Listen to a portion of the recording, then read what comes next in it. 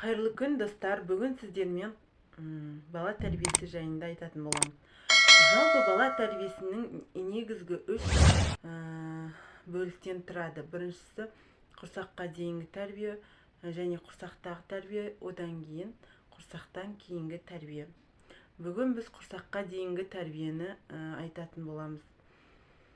Құрсаққа дейінгі тәрбие бұл әйел адамдарда тектілік, ал ер адамдарда ұрық тазалығы. Жалпы бойжеткен ұлдар мен қыздар өздерінің ана болатынын ескере отырып, өз жауапкершілігін алса деп ойлаймын. Бұқар жыраудың мына өлеңін айтқым келіп тұр. Құйрық жалы қаба деп, жабыдан айғыр салмаңыз, қалың мал арзан деп, жаманнан қатын алмаңыз. Айтқанымды ескермей, алдартыңды теңдемей, жабыдан айғыр салсаңыз, жауға мінер ат тумас. Жаманнан қатын алсаңыз, ортаға тастар ұл тумас. Деп тегін айтпаған ғой атам қазақ. Айтайын дегенім, келешек ұрпақ, бой жеткен қыз бен ер жеткен ұл өзінің келешекте атана болатынын ескере отырып, өз жауапкершілігін мойнына алса деп ойлаймын. Және де некеге дейін қатынаста болмаса, өз жауапкершілігін алса. Егер де болып қоятын жағдай болатын болса, сол әулеттің сол жігіттің әулетінің жауапкершілігін өз мойнына алады. Ал жігітте де сәйкесінше сондай.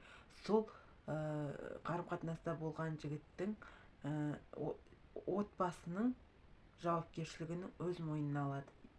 Егер де ол қыз басқа біреуге тұрмысқа шықса да, дәл осылай болады. Жалпы ұрық тазалығында оны дамытудың 8 жолы бар. Соның біріншісі, жалпы бүкіл жаратылыстың басында махаббат тұрады. Ол деген өзіңе деген махаббат, өзгелерге деген махаббат. Сонымен бірге екіншісі ақ пен қараны ажыратып алу. Ақ пен қараны ажыратып алу, ол дегенің зердені қалай дамыту керек, сол жайында айтатын боламын келесі сабақта. Онан кейінгіде ер мен әйелдің ішкі гармониясы жақсы болу керек.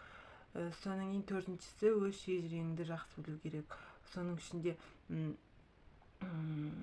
дет атаңды білу керек. Әке шешеңнен өзің шежіреңді жақсылап біліп, дет атаңды жақсы білу керек. Сонымен бірге алтыншы, ол не? Ұлттық ядроны білу керек. Ол өте маңызды. Ұлттық ядро жайында келесі сабақтарда айтатын боламын. Келесі ол денсаулық. Денсаулықтың ішіне ұйқы және дұрыс тамақтану кіреді.